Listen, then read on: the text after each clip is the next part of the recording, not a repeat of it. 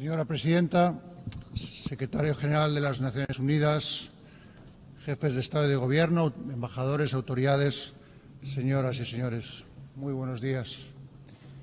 Comparezco hoy ante ustedes, los delegados y delegadas de los Estados miembros de las Naciones Unidas, en el año que se cumple el 80 aniversario de su fundación. Es un momento oportuno para hacer algunas reflexiones sobre el presente, el pasado y el futuro de esta organización universal y su aportación a la paz, a la estabilidad y el desarrollo en unos tiempos extremadamente complejos. Este es un mundo trepidante y desbocado, que en demasiadas ocasiones nos sitúa ante el vértigo del precipicio, en el que no faltan voces que preconizan el fin del multilateralismo y la obsolescencia e ineficacia de las Naciones Unidas. Es el efecto, se nos dice, de la sustitución de una lógica de diálogo y cooperación por una lógica de competencia, rivalidad y tensiones extremas.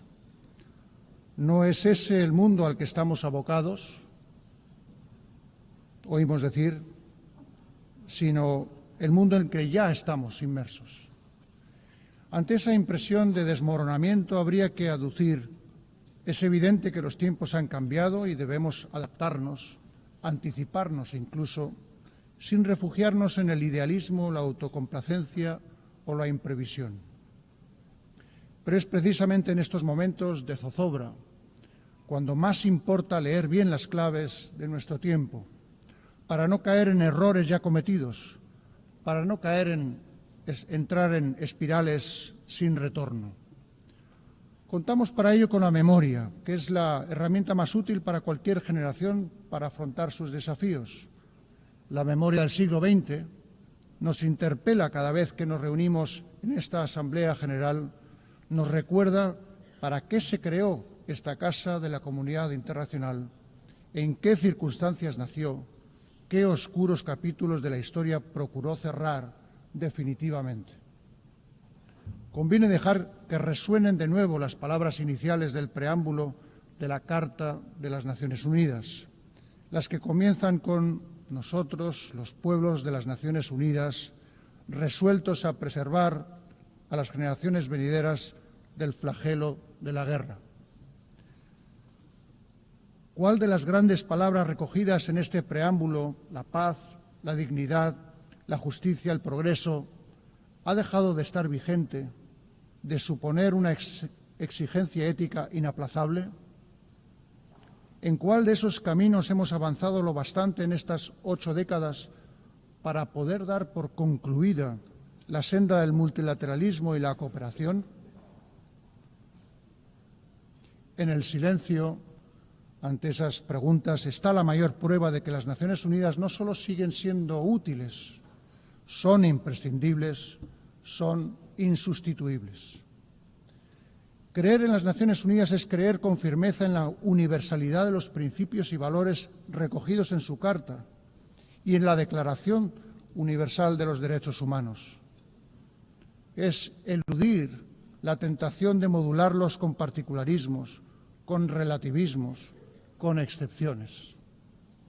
Porque la dignidad del ser humano no es negociable. Creer en las Naciones Unidas es también creer en un mundo basado en normas. Las normas generan conductas a las que se ciñe la enorme mayoría de los actores internacionales. Incluso cuando se incumplen o se vulneran, hay base para reivindicarlas, para hacerlas valer. Las normas son la voz de la razón aplicada a las relaciones internacionales, la mejor defensa que tenemos ante la ley del más fuerte. Un mundo sin normas es una terra incógnita. Un tiempo sin normas es una Edad Media. El camino que nos propone la Carta de las Naciones Unidas está llena de obstáculos y nunca acabaremos de recorrerlo del todo. Por eso es tan valioso el ejemplo de tantas personas comprometidas con sus valores y principios, personas que trabajan en condiciones extremas a riesgo de su libertad, su integridad física o incluso de su vida, en un mundo asolado por el conflicto en demasiadas regiones. Lo estamos viendo en el continente europeo, en Ucrania, con la guerra desencadenada por la agresión no provocada e injustificable de Rusia, en violación de la soberanía y la integridad territorial del país. La paz en Europa no será posible sin justicia, sin responsabilidad. España seguirá apoyando todos los esfuerzos encaminados a lograr una paz justa y duradera, basada en los principios de la legalidad internacional, el respeto a los derechos humanos y la rendición de cuentas. Lo vemos también en toda su crudeza en Oriente Próximo, en Palestina, en la Franja de Gaza. No podemos guardar silencio ni mirar hacia el otro lado ante la devastación, los bombardeos, incluso de hospitales, escuelas o lugares de refugio, ante tantas muertes entre la población civil o ante la hambruna y el desplazamiento forzoso de cientos de miles de personas. ¿Con qué destino? Son actos aberrantes que están en las antípodas de todo lo que este foro representa. Repugnan a la conciencia humana y avergüenzan al conjunto de la comunidad internacional. España es un pueblo profundamente orgulloso de sus raíces sefardíes. Cuando hablamos al pueblo de Israel, estamos hablando a un pueblo de hermanos, un pueblo que cuando regresa a España, a Córdoba, Toledo, Sevilla, Barcelona y tantos otros lugares, regresa a su casa. Ese fue el principio inspirador de la ley por la que en 2015, y con amplio consenso, se concedió la nacionalidad española a los descendientes de los judíos sefardíes originarios de España. Por eso nos duele tanto, nos cuesta tanto comprender lo que el gobierno israelí está haciendo en la Franja de Gaza. Por eso clamamos, imploramos, exigimos, detengan ya esta masacre. No más muertes en nombre de un pueblo tan sabio y tan antiguo que tanto ha sufrido a lo largo de su historia. Seamos claros, condenamos rotundamente el execrable terrorismo de Hamás y especialmente aquella matanza brutal del 7 de octubre de 2023 contra la población israelí y reconocemos el derecho de Israel a defenderse. Pero con la misma firmeza demandamos que el Gobierno de Israel aplique sin reservas el derecho internacional humanitario en toda Gaza y Cisjordania. Exigimos que la ayuda humanitaria llegue sin dilaciones, un alto el fuego con garantías y la liberación inmediata de todos los rehenes que aún retiene Hamás con tanta crueldad. La comunidad internacional debe asumir su responsabilidad para hacer realidad cuanto antes una solución viable que contemple la existencia de dos Estados. El reconocimiento del Estado de Palestina por parte de un número creciente de miembros de nuestra organización, al que España se sumó el pasado mes de mayo, debe ayudar a conseguir una paz regional justa y definitiva, basada en la aplicación de las resoluciones de Naciones Unidas y también en el reconocimiento universal del Estado de Israel.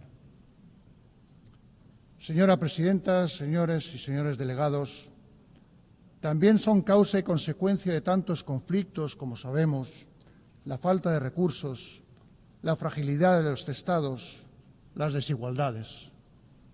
La distancia que nos separa del cumplimiento de los objetivos incluidos en la Agenda 2030 sigue siendo enorme y el déficit actual de financiación para el desarrollo sostenible supera los 4 billones de dólares anuales. El llamamiento a la eficacia, a la optimización de recursos logrado en la cuarta Conferencia Internacional sobre Financiación para el Desarrollo que celebramos hace poco en Sevilla debe tener continuidad. Por eso España, en línea con el compromiso allí alcanzado, adoptado por consenso, ha lanzado el Plan Sevilla de apoyo al multilateralismo.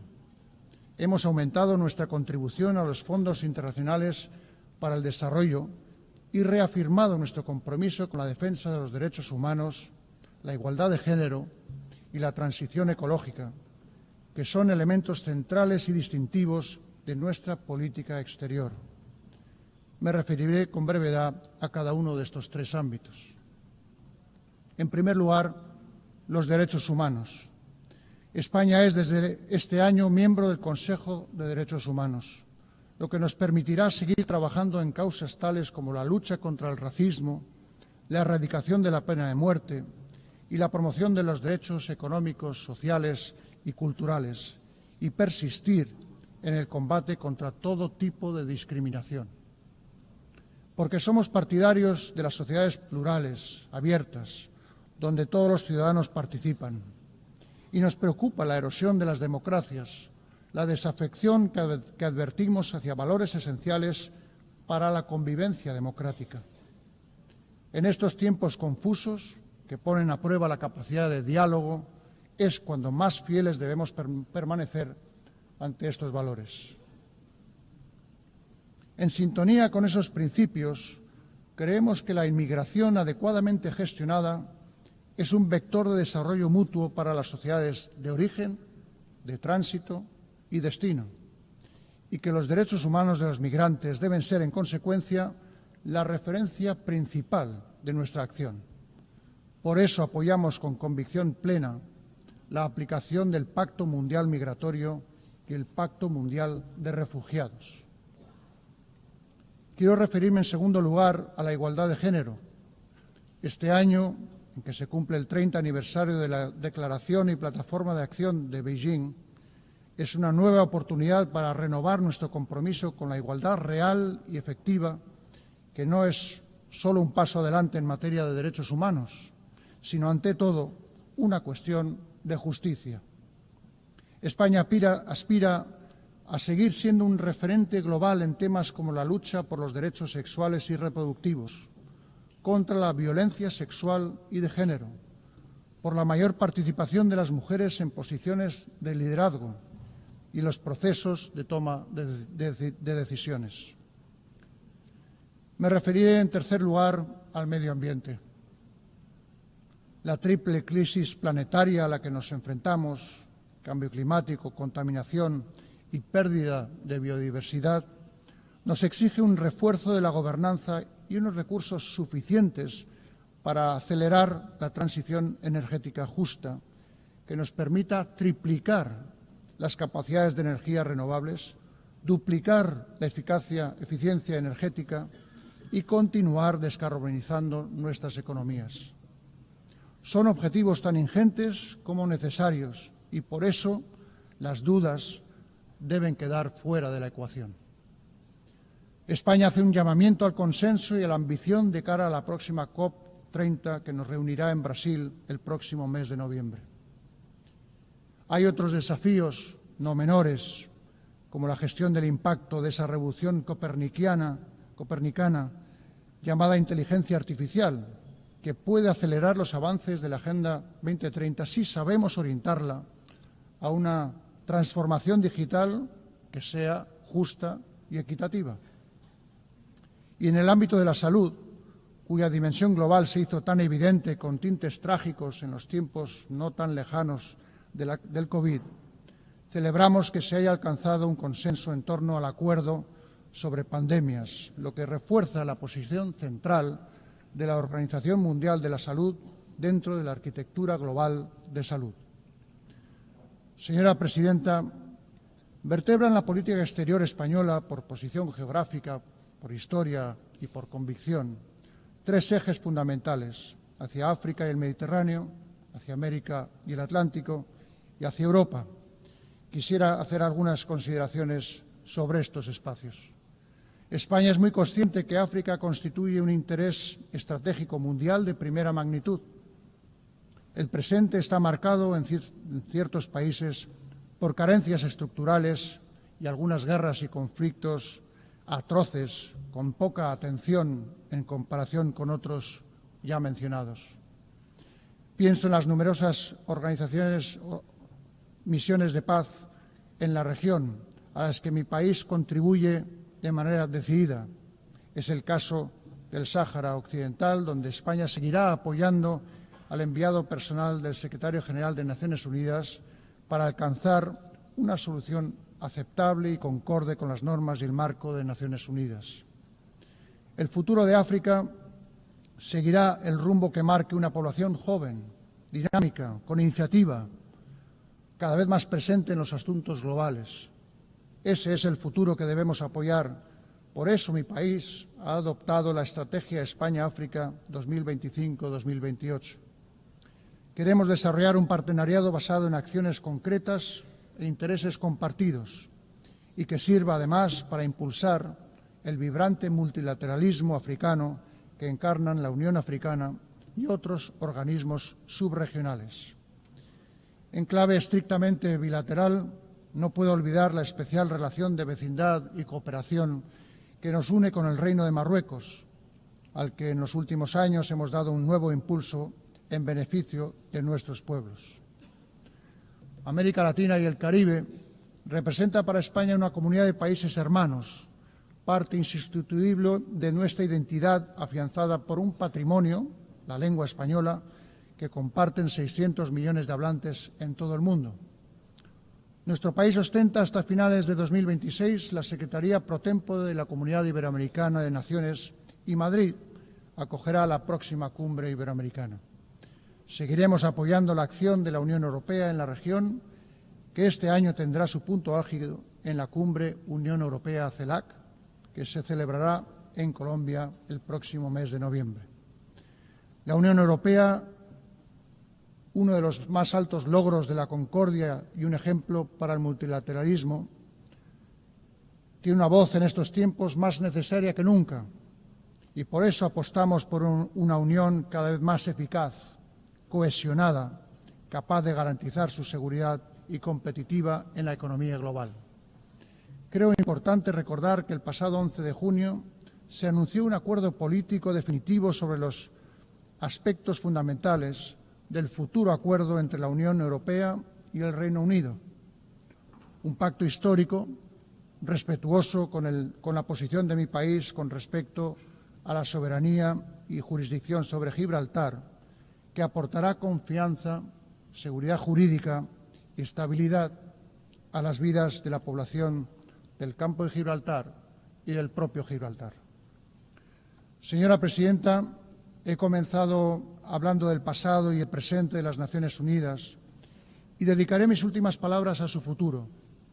Apelo en estos momentos de graves tensiones presupuestarias al compromiso de todos los Estados miembros de esta organización. Animo a todo su personal, con su secretario general a la cabeza, a persistir en su enorme esfuerzo de eficiencia y eficacia, priorizando aquellos ámbitos cuyo abandono supondría una quiebra inasumible de los parámetros éticos que siempre deben regir su tarea. Seguimos creyendo en la necesidad de desarrollar las iniciativas de reforma y ponemos a disposición de ese ejercicio nuestra capacidad de diálogo y de creación de consensos, nuestra firme convicción multilateral. Con motivo de este 80 aniversario, que coincide además con el 70 aniversario de la incorporación de España, quiero renovar, señora Presidenta, el reconocimiento de mi país a todos los hombres y mujeres que trabajan en las Naciones Unidas. Son ustedes los custodios de la memoria del siglo XX y los garantes de las esperanzas puestas en el siglo XXI. Y es ahora, cuando más preguntas surgen en torno al multilateralismo y la cooperación, cuando más les necesitamos. Muchas gracias.